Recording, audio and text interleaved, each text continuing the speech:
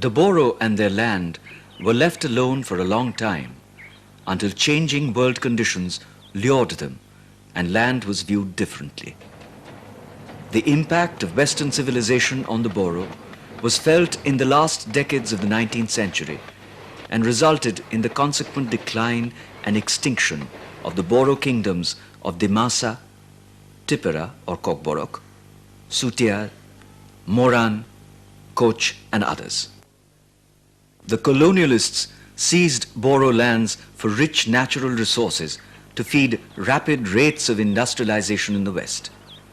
Boro people were used as collectors of forest products, as cheap slave labor in tea plantations, and as mercenaries to oppress and enslave other indigenous peoples. Along with the colonial government came traders, adventurers, and poor peasants and laborers from well-populated Bangladesh, Nepal, and the Indian plains.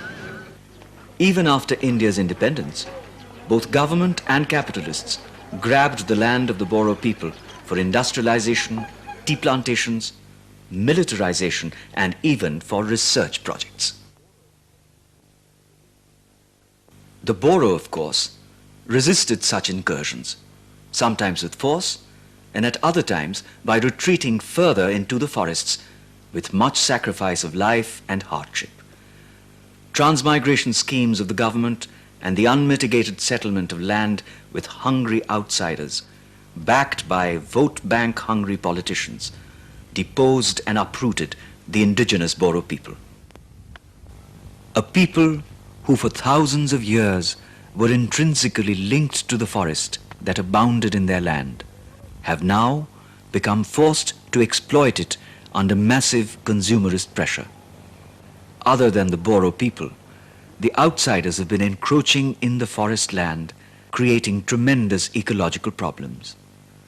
Timber merchants, with the help of government and local timber smugglers, logging day and night, exploit the native Boro people as laborers.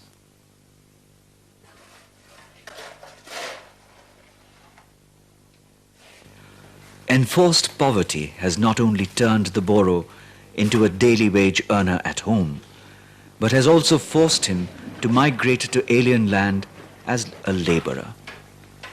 More than 50,000 laborers have been forced to work in the coal mines of Jayantia Hills in Meghalaya in dangerous and unhealthy conditions.